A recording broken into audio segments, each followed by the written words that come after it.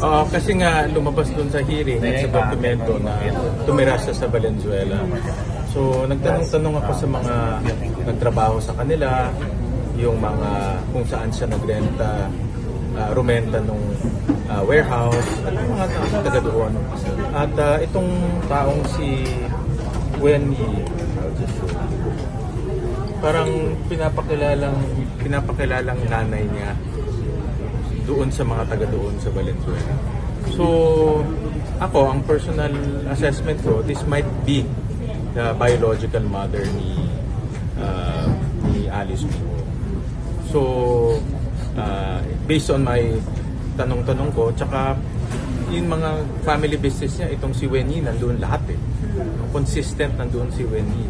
At yung tinignan namin yung travel records, yung tatay niya, si Guo Jong at si Wenyi traveled 170 times in the span of 6 years. So, madalas silang bumabiyahe as a couple. So, na merong tatlong partner si Alice Go doon sa kanyang corporation, yung Baofulan, na isa konektado sa Pogo, ito yung nakatakas nung renade dito sa Banban. Yung pangalawa, yung dalawa, konektado sa money laundering na recently lang nahuli sa Singapore. So, itong activity sa Banban, in my analysis, is a money laundering activity. This is my initial analysis. No? Yung, dahil illegal itong activity, no, ng Pogo, walang bangko magpapahiram dito sa mga ganitong project. At lumalabas itong project na ito, nung kinumpute ng aming mga engineers, 6.1 billion pesos ang perang ibinuhos para ipatayo yung mga facilities 10 doon. hectare lot, di ba? 10 hectare lot, 37 buildings.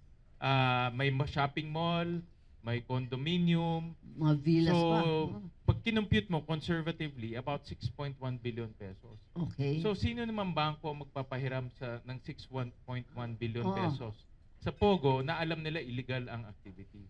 So, ang pera nanggaling to sa labas. Oo. At itong panggaling sa labas, obviously, nanggaling rin to sa mga iba illegal activities or pera na hindi matrace ng ating Oo, system. kaya nga money laundering. Kaya money laundering. Meron kaming executive session with AMLAC, I think next week, Okay. no, para mapag-usapan to.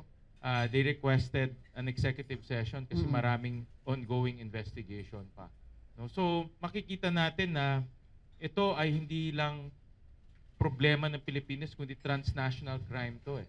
Na umiikot at nagpapatakbo mga organized crime Yeah. na pumupunta dito at nagse-set up ng mga Pogo operations. Sir, di ba ang Pilipinas nga, aside from the one of the two countries with no divorce, along with Vatican, Philippines is also one of the 3 countries that have still in the gray list ng financial anti-money laundering, di ba, sir? So AMLAC has not done anything yet to correct that situation. Well, ito mga professional criminal syndicates to eh. Even in Singapore, nahuli nga nila. At least Itong nahuli dalawa. sila. Yes, Oo. pero matagal na nag-operate yun doon. Di ba Maraming series of transaction yun bago nahuli. So, and that's Singapore, which is much more sophisticated. Oo. Dito sa atin, nakita ko itong example ng Banban is a clear example of large-scale money laundering na nangyayari na dito sa atin. Oo. Pero meron nga bill, di ba, sa Senate, pinupush nga ng AMLAC and BSP yata to further make it stricter yung ating present anti-money laundering. Actually, na-amend na anti-money laundering law twice na eh. Okay. No? To Ba't make it hindi pa rin stricter. tayo ba't hindi pa rin natin masatisfy ang FATF? Tayo naman, hindi naman tayo bumababa, hindi rin tayo tumataas. Ano? So, that's why in enforcement, napakahalaga. Oo. At importante na yung ating AMLAC, alert sila at nag-investigate mabuti. Oo. At mabilis. No? Yes. Kasi marami, ang pag-movement ng pera, napakabilis. Eh. Yes. Napakabilis, kaya importante na mabilis yung kanilang operations. Yes. Yung sinasabi mo executive session, ito yung kay Mayor Guo pa rin o for the separate For Pogo? the entire, yung issue sa Banban, yung Oo. Pogo sa Banban, Oo. but pag-uusapan na namin yung buong Pogo investigation. Oo. Kasi sabi ni Senator Tiveros, who's the primary Committee. on the illegal trafficking, human trafficking and illegal detention sa Pogo. Tapos yung another resolution mo rin. So, sama-sama na yun sa next, kailan ba nakaset ng executive session? Next week, I think middle of next week. Kasama dyan yung mga national security agencies. Kasama na national security agencies, AMLAC, Department of Foreign Affairs, AFP. Bureau of Immigration. Oo, So kasama na siya. So it's a multi-agency executive session. Yung mga nag-request sila, Oo. of course. Kasi yesterday, the PNP disclosed that they are now officially looking into intelligence reports on Mayor Guo as being a member of the CCP, Chinese Communist Party. Well, ngayon, dahil ito ay, this is a transnational crime with many facets, Mm. everything is possible eh. Mm. No? Nakikita ko, lahat posibleng mangyari. No? Mm. Especially when you talk about money laundering. Dahil yung money laundering, ang pinanggagalingan ng pera marami eh. Pwedeng galing yan state-sponsored, pwedeng galing sa drugs, pwedeng Oo. galing illegal activities. Oo. Kaya hindi dumadaan yan sa regular banking system natin dahil ayaw nila matrace. Mm. Dahil merong illegal o merong irregular source yung kanilang income. Pero nakakatakot na sir, di ba? Meron na nga tayong narco-politics na nakikita naman natin, hindi nagbabago ang threat dahil andyan pa rin yung mga shabu trafficking sa atin. And now we have this pogo politics. Yan ang nakakatakot dahil yung perang pumapasok malaki. Mm-mm. At itong mga sindikato na ito, marunong rin, no? Pinag-aaralan rin nila yung ating judicial system, yung ating enforcement system, pinag-aaralan rin nila yung ating mga batas, kaya nakakalusot rin sila. At alam rin nila na kaya nilang maglagay o manuhol para meron silang protection sa iba't ibang ahensya. But your proposed bill to remove the tax privileges of Pogo, will that address the problem? Meron kasing dalawang bill, tatlo including mine. No? Oo. The first two bills calls for outright ban of Pogo. Okay. And Sino then, yan, sir? si kay Senator Cayetano at Senator Villanueva, Okay. Alan Cayetano. Oo. And yung bill natin will complete the repeal and ban of Pogo kasi hindi na doon sa unang dalawang bill, hindi nasama yung taxation side, no? At ang nagbigay ng legal personality sa Pogo is through taxation, no? You're taxing it because the law views it as a legal business. Yeah. So when you remove the taxation, in effect, wala na siyang legal basis. Oo. Eh, yun pa naman ang pinagmamalaki ni Senator Congressman Joey Salceda noon na upfront may bayad agad ng taxes. Pero sabi ko nga, Pogo workers lang yun, hindi yung Pogo entity. Yeah, pero if we have to look at the entire picture, hindi lang yung kanilang ibinabayad na buwis eh.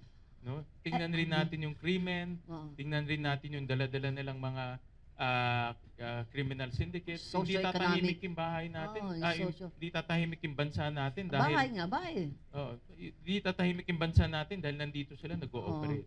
Pero sir, ang Pogo will that, kasi ang Pagcor, they rebranded it sa Picos dahil naging controversial pinalitan, naging BCM. Ngayon, ang Pagcor, ni-rebrand nila yung Picos, yung Pogo into internet gaming licensee. Yes, IGL. But it's the same banana. No, it's the same Yeah. banana. What will happen now to Pagcor if that Pogo is removed? Well, Pagcor will continue to, first of all, dapat ihiwalay na yung regulatory and operations ng Pagcor. Yes. Pagcor should purely be regulatory. Ito rin isang problema na nakikita namin, especially dito sa Banban Classic. Oo. Sabi nila doon sa hearing, high risk itong Pogo na ito, Mm-mm. pero and yet pina-operate nila ito, hinayaan nila mag-operate dahil sa kabilang banda kumikita rin sila eh. No? So we have to really divide, no? Divide Pagcor to purely regulatory. Tanggalin na yung kanyang operational aspect. In operational, ihiwalay na yan. So magkikreate kayo ng another body. Magka-create ng another body, but for the better, no? For the better. In fact, yung operation pwedeng private na yan kasi marami na nag-ooperate na private companies rin. So in other Privatize. jurisdiction, Oo, privatize ang gobyerno purely regulatory lang. Oo. Pero sir, ang ang concern mo nga yung Pogo politics. In the meantime, malapit na 2025 elections and we are having this, as Congressman Erice earlier said, yung potential na itong online. Kasi I heard na yung Miro is going to use, ito si Art mamaya mag-yung technical details, Excel, di ba? Excel, different, sir, sagutin mo muna yun. Anong concern mo dun sa political na yung online? Kasi online hub scam nga naging it turns out. Ang importante, I'll add lang to importante talaga yung security features nitong system na ito. Lahat kasi digital eh. Oh. At ang argument ng may mga proponents tayo na gusto ibalik yung dating mano-mano system or yung hybrid Hybrid na kumbaga. system, may mano-mano tsaka may automated. Oo. May pros and cons in all of those procedures. Pero kung pupunta tayo sa automated, which I think we should, importante ma-focus ngayon yung security aspect. Kasi more and more nakikita ko na yung mga may incentive sa mga ibang bansa makialam sa ating eleksyon Yes. para manalo yung kanilang kandidato, Oh, yeah. manalo yung kanilang kaalyado.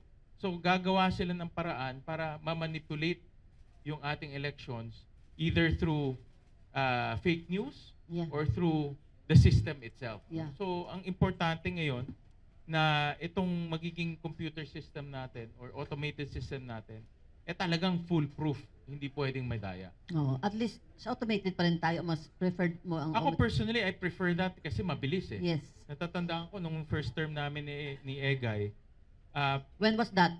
2001. 2001. Magkasabay kami sa Congress. Sabay pa kami. Oo. Ang election ng pag close ng precinct Oo. and yung proclamation mo, minsan umabot ng 3 linggo. 3 months. Ikaw, sir? 3 linggo. No? So 3 linggo nag-aantay ka. In the meantime, nagpapatayan na yung tao, nagnanakawan na ng balota. Ngayon, in 3 hours, alam mo na kung sino panalo eh. No? So, may benefit talaga ang automated system. Pero, meron din niyang risk because automated siya. Yes. No, napakabilis, hindi mo na ma-check mo siya after. So, importante ngayon yung security system. Ang kiniklaim ni Mayor Guo, how can she, kasi dapat ang kinaan sa kanya local governance, why did you fail to check the illegal online hub scam doon? Ikaw in charge sa local governance. Ang defense yata niya, sabi niya, may pagkor naman sa loob eh. Sila yung nag-regulate eh. Totoo yun na may PAGCOR. That's why, in my opinion, dalawa ang may liability and accountability to. PAGCOR and also the local government unit. Kung makikita natin, I'm sure nakita nyo sa news, yung Pogo Hub, nasa likod lang ng municipal hall. Yeah. Hindi naman siya parang ganito Maynila na napakalayo na hindi mo makita. Oo. Pangalawa, ang Banban is a third-class municipality. Oo. Isa lang ang mataas na building doon, yung Pogo Hub rin. Hindi naman napakadaming matataas na building doon. Oo. And ang nahuling tao doon, almost 600 foreigners, 300 Filipinos. Ilan? In and out, 600 foreigners, Oo. 300 Filipinos, in and out of the Oo. Pogo. So, Oo. in other words, dapat meron ng suspicion. Oo. And nung tinignan din namin yung mga dokumento, which tuloy-tuloy pa yung pag-review namin, pero mayroon kami nakita doon, na isang kumpanya na hindi registered in the Philippines, pero nagdadala ng pera dito sa Pilipinas, galing abroad. Dito niya nilolonder. Dinadala sa Banban in particular. No? So nakita namin sa dokumento, we're collating all the information. But by that alone, dapat red flag ka na as a mayor. Oo, yeah. Yung bayan ko napakaliit. Meron nag-invest sa akin 6.1 billion pesos. Yung kumpanya hindi registered sa Pilipinas. Dapat nagtatanong ka, bakit napili yung Banban? Bakit hindi Makati, hindi Pasig, hindi Maynila? Bakit Banban out of all bakit hindi Cebu? Diba? There must be something. Diba? So, yung mga ganito dapat tinatanong yan eh. Ngayon, tama rin siya na may PAGCOR doon 24/7. Kaya nga sinasabi ko, failure of regulation because yung mga PAGCOR employees doon, dapat nakita rin na itong mga almost 1,000 na mga nagtatrabaho doon, walang yung tinatawag nating gaming license, Oo. wala ring mga employment permit. Oh, yes. Dole. Pumapasok lang sila doon para magtrabaho nang walang kahit anong permit. Interagency yung BI. Dapat meron din ang BI. Correct, Oo. correct. So both may liability. No, both Yeah. my liability. Nag-a- Ang aking proposal to ban cellphones inside schools. Yeah, I know that Oo, you I filed think that. we no? talked about that, and we will be filing the bill soon. At Yan, nakita ko nga. ang social media kasi very marami na ngayong mga studies on how social media is affecting the mental health ng bata. Oo, no? yes. Mga Ah, bullying, and di ba? marami na ring mga studies pointing that ang TikTok is yung algorithm niya much more aggressive than the others. Oo, oo, oo. But having said that, ang bata kasi ngayon, iba na yung kanilang pag-iisip because of social media and Yeah, cellphone. Yes. At kaya sabi ko, para ang bata lumaki ng marunong magkipagkaibigan, matuto magbasa, yung kanyang habits ay maiba dahil gusto niya mag-aral, dapat i-ban natin ang cellphone inside schools. Dahil ito nakakaapekto sa paglalaki ng bata. For example, bigyan ko kayo ng halimbawa, pag recess, kaagad cellphone eh. Wala nang kwentuhan-kwentuhan. Wala nang sports. Wala nang social life. Wala nang sports. Oo. Gusto nilang mag-cellphone. Kaya hindi maganda rin yan sa pagpapalaki ng bata. About multinational, can you tell us a little bit kung ano po yung natanggap ninyong info and allegedly connected daw po ba ito sa Bamban? May mga homeowners na pumunta sa office namin nung narinig nila itong issue sa Banban at na rinig nila yung hearing namin tungkol sa Pogos. At maraming pumunta sa aming iba't ibang may multinational, may alabang. At ang kanilang complaint is number one, yung overcrowding ng mga bahay. Dahil may mga bahay raw na 30, 40 yung mga nakatira doon. At natatakot sila kung ano ba yung, kung may 40 kang tao doon, o hindi normal yun no, sa isang bahay. So, yun ang natatakot sila doon. At meron ding mga issues na nakikipag-away sa security guard. May issues rin na mayroong mga escort ng police. So, may mga ganun na issues. May nasuspend And na marami ring mga allegations na konektado ito sa Pogo. No? Dahil nga sa gabi dumadating or lumalabas yung mga sasakyan. So, meron ding mga issues of may mga naaresto ng mga local police. So, we want to look at that angle also. Hello, ayan. Sir, dun sa resto nabasa ko po na parang supposedly baka daw po itong mga naaresto doon ay mga nakatakas from Bamban. That is a possible. Meron mga ganun na news reports at information kami na konektado dahil marami kaming nakitang mga, for example, may mga nahuli doon sa Banban na nahuli na doon sa Pasay Pogo. Pero hindi na file lang ng kaso kaya nakawala. No? Pero nag-reappear siya doon sa Banban. No?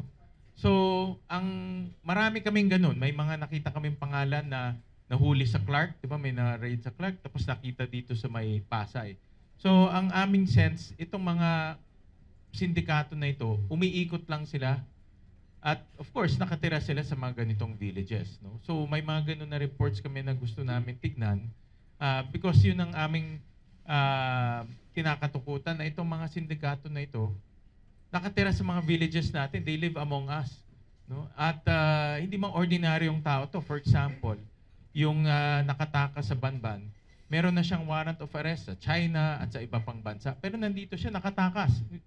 Ito yung tao, nung nag-raid yung PAOK, pumunta siya doon sa tunnel at nakatakas siya via the tunnel. No? So, hindi siya mahuli ngayon. In fact, if you remember, pinapatawag ni Alice Go at sabi nga natin, hindi natin mapapatawag dahil fugitive siya ngayon, nakatakas siya.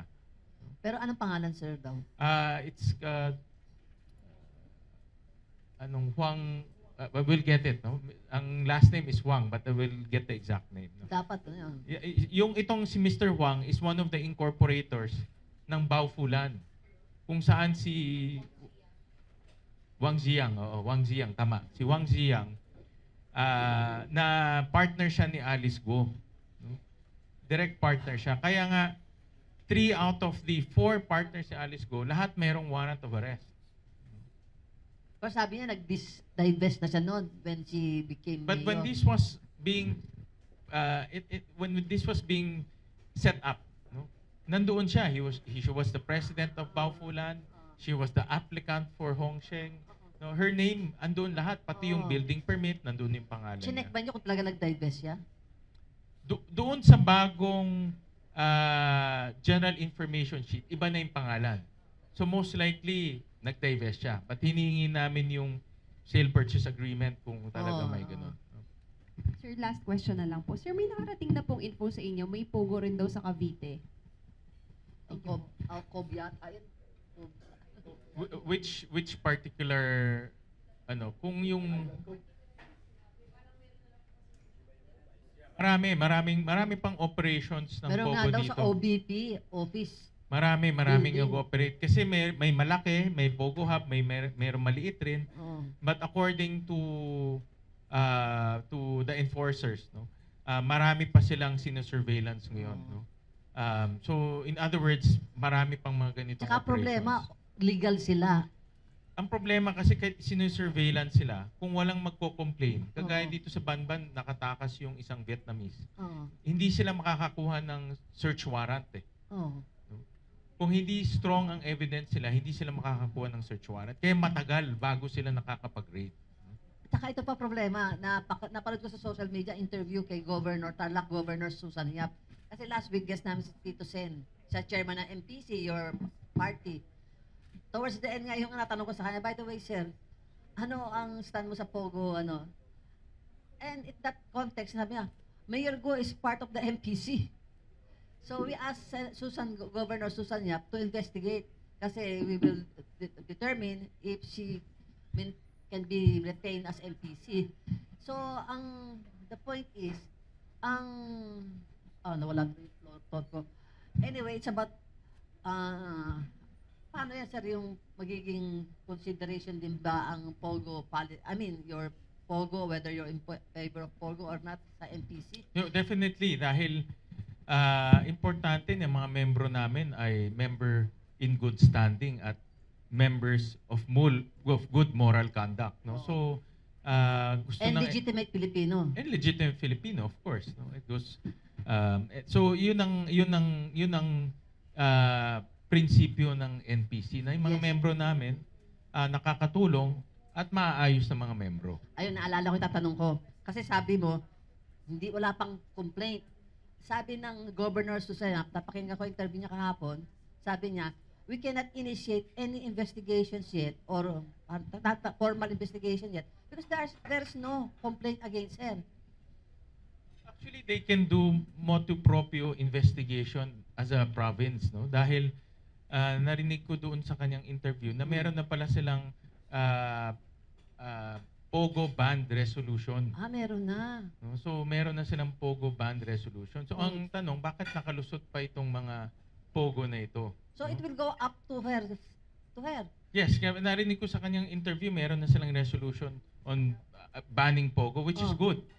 Ngayon, ang tanong, bakit nagkaroon pa ng mga Pogo? Dalawang Pogo sa Banban, yung Hongsheng at yung Junyuan. Kasi yung Hongsheng napasarado, di ba? Yes, nasarado na yun. Tapos nagbukas ulit Na-raid kasi to sila. another name, Oo. yung Junyuan. Oo. No? So, kaya dapat maimbestigahan rin to ng probinsya dahil meron na silang resolution. This is a violation of their resolution. So what is she talking about now? Wala pa namang formal complaint against her. I think motu proprio pwede silang mag-investigate dahil ang mga municipal mayors under the Yes. provincial Autonomous government. sila man. Yeah. Pero sa MPC, as a NPC member, pwede nang din, moto proprio. Yes, kung talagang ang gusto kasi ng NPC, maayos na membro. No? Yes. Especially pagdating sa moral conduct. Yes, So, and Tito Sen told us, si Tebes nga, inaus namin eh. yes. Doon ko Oo, nalaman na NPC member. Tama, Kaya tama. nabiro ko Correct. siya, wala ba kayong vetting process just sa Correct. NPC? Correct. Meron din kaming internal na investigation, meron din kaming internal disciplinary actions. Mm. So meron naman tayo sa Anong position mo sa NPC, sir? I'm part of the advisory board, Okay. yung advisory council. No? So I'm part of that. National Advisor. Okay. Sir, after I think 8 hearings po na, tapos twice dumalo si Mayor Go do sa hearing nyo. Ano ba, sir, so far yung nakikita yung conclusion na involvement ni Mayor Go, tsaka ano yung initial assessment nyo sa past 2 hearings? Ang personal assessment ko, yung father niya nagsinungaling. No? Ah, para ma-declare si Alice Go as Filipino. Dahil nung tinitignan ko yung kanyang birth certificate, dahil ang birth certificate niya, father niya yung gumawa eh. Nakasulat doon, name of father.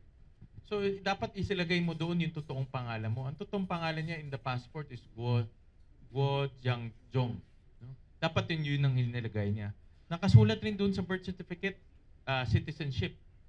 Doon, meron siyang Chinese passport, dapat dinagay na doon Chinese, pero linagay niya Filipino.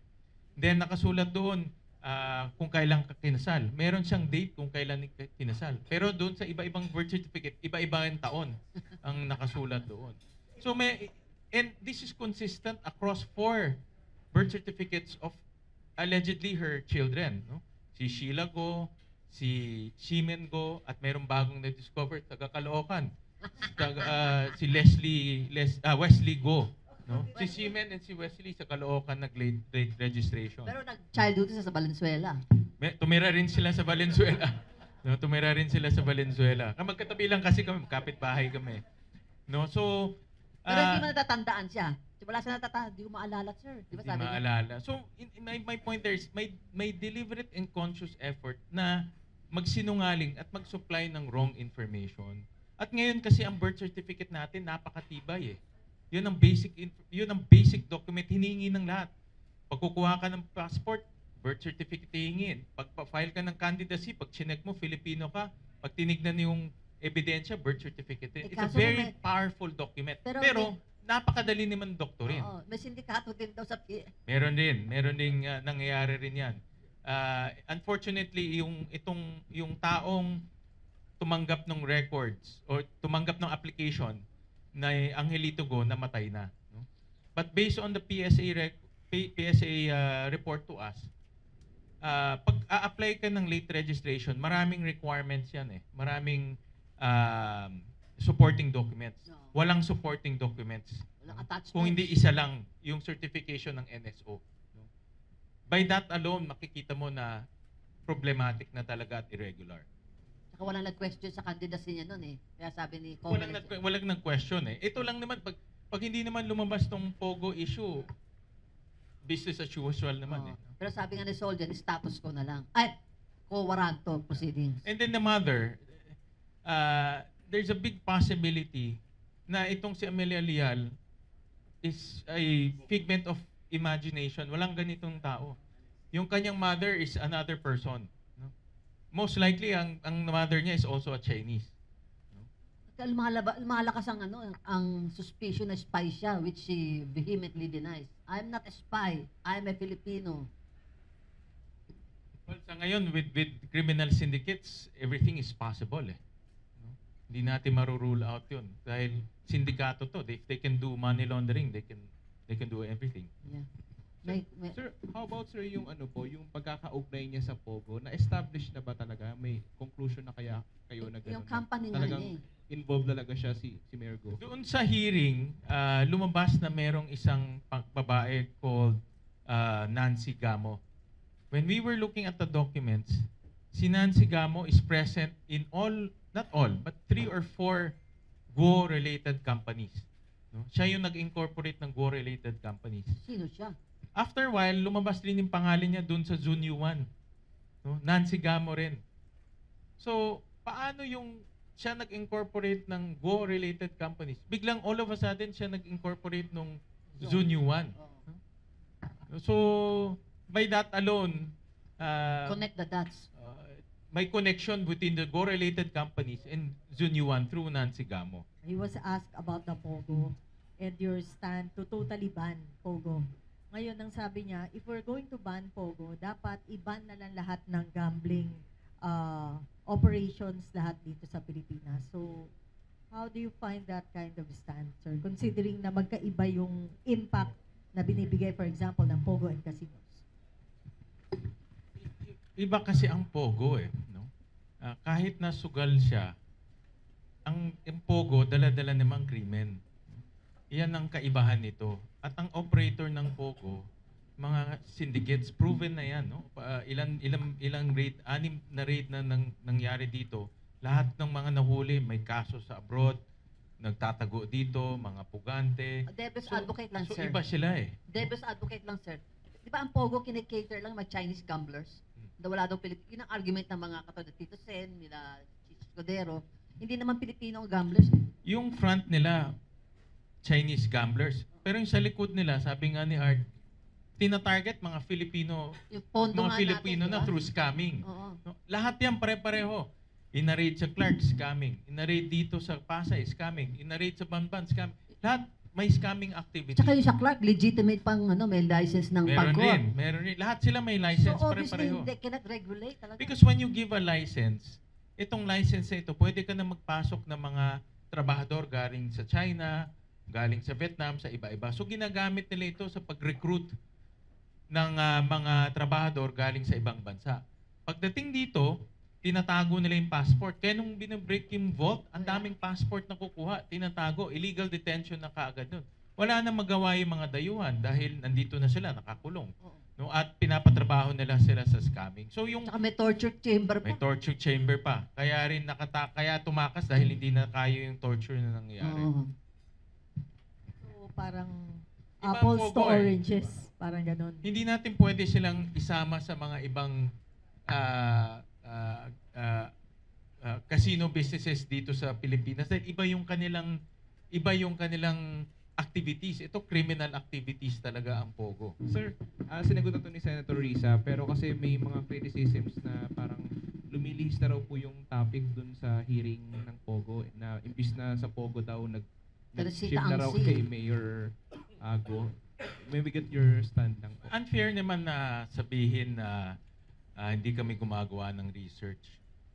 In fact, for this committee hearing, katakot-takot na research yung ginagawa. Hindi lang ako, kundi mga staff namin, staff ng committee, staff ng mga senators. At walang sarswela dito na nangyayari. Bibigyan ko kayo ng very specific example kaya bakit in-expand yung investigation at nasama yung ibang mga kapamilya ni Alice Go. Nung tinignan namin ng mga corporations, pinag-usapan namin ng hearing. Sinabi ni Alice, 2 ang corporation nila na pinagkukunan ng cash flow. No, QJJ Farms, QJJ Embroidery. Tinignan namin yung financial statements, lugi o maliit lang yung kita nito. So ang tanong, saan nanggagaling yung pera?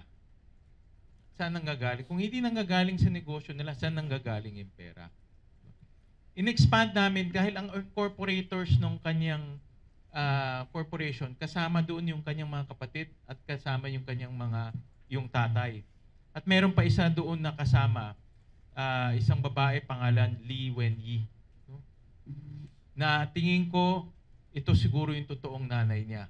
No? Tingin ko, my personal analysis. Because family corporations to eh. No?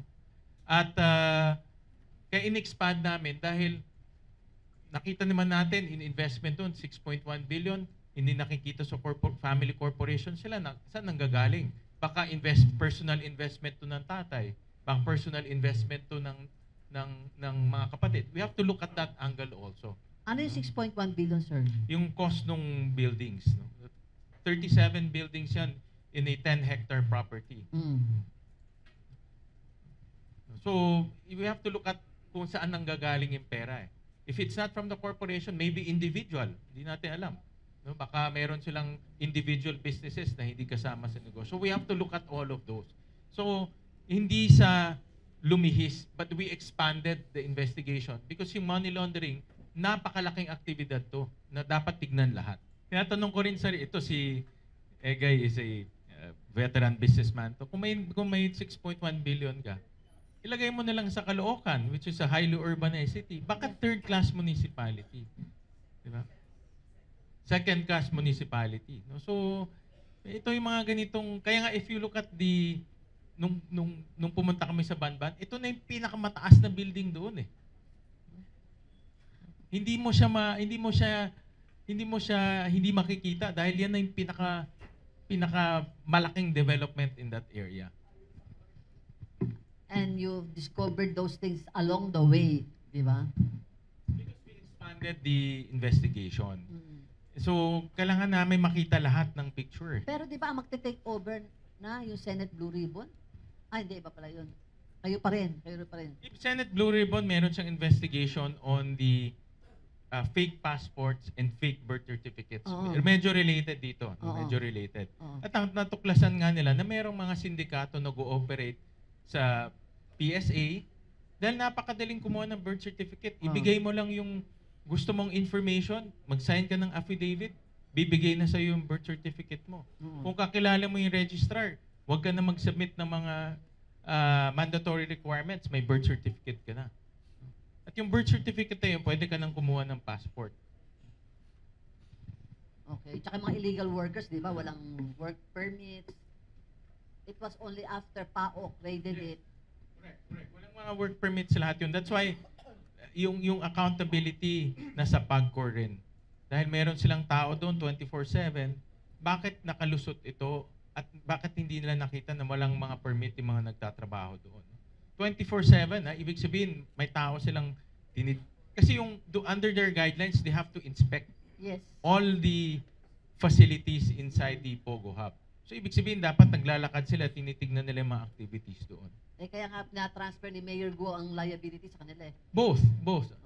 As a mayor, meron ka ring dapat meron ka ring responsibility na pigilan yung mga ganitong activity. Magtatanong ka, dapat nagtatanong ka, bakit dito, tama nga, bakit sa Banban? Ba't napili kami dito? Kasi yung investor bamban. Given nga po itong mga issues ni Mayor Alice na kalusot as mayor habang may questionable documents, would you recommend po ba na to amend the Omnibus election code for future elections?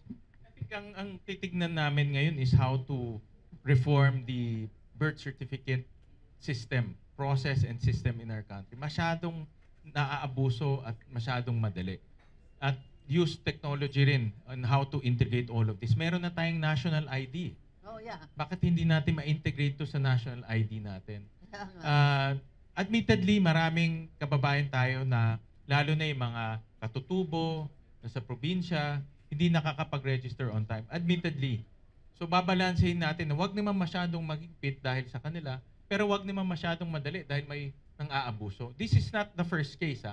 Merong 67 cases or 60 plus cases sa PSA kung saan ang mga birth certificate puro peke at nabigay sa mga foreigners.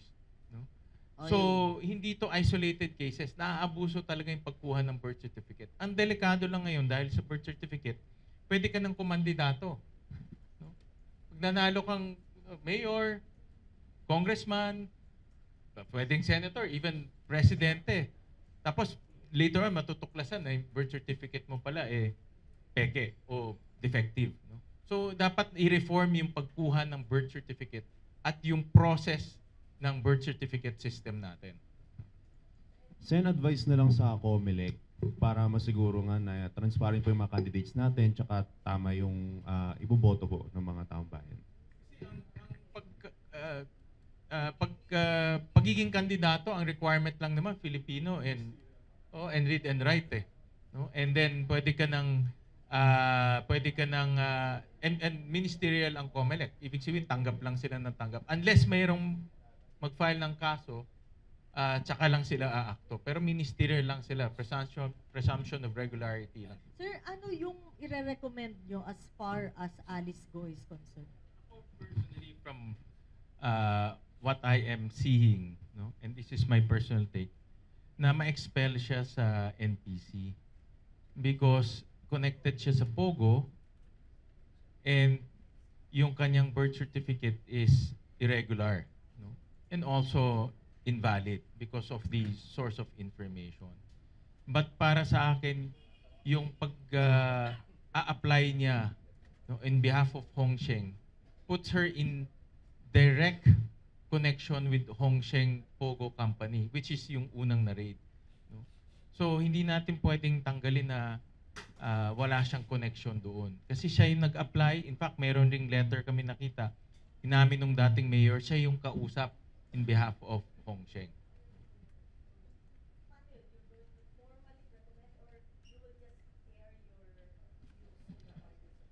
I will air my views as a member of the advisory council, and importante na ma-maintain namin yung integrity ng members ng mga NPC, no? Or this will set a bad precedent. And in fact, nung kumandidato siya in 2022, hindi naman NPC yung kanyang certificate of candidacy, no? Yung kanyang independent siya. Nung nanalo siya, normal naman pag nanalo ka, umaalyado ka sa ruling party, umalyado siya sa NPC dahil ang buong Tarlac NPC. Oo.